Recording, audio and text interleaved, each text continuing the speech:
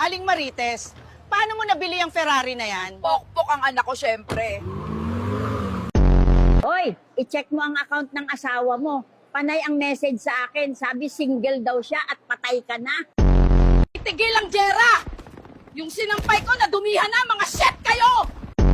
Oh, Mare, anong nangyari sa'yo? Bakit tulala ka dyan? naalala ko ang talong ng asawa ko. Ganyang kalaki, kumare. Hindi, ganito kaitim. Pre, makakauwi pa ba tayo ng buhay? Tangina mo! Ikaw nagsabi mag-criminology tayo para maniwala si tatay na straight ka! Dati kinakanta ko lang yung my toes, my knees, my shoulders, my head. Ngayon, pinapahirang ko na ng katingko. Bilisan mo tumakbo, Aida! Hindi kita iiwan, Jason Troyo, magbembang pa tayo!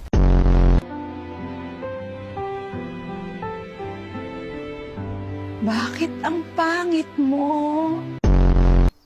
Tinanong niya ko kung nakalimutan ko na daw ba ang utang ko sa kanya. Ang sabi ko, bigyan mo ko ng time. Makakalimutan ko din yan. Napatunayan ng hukumang ito na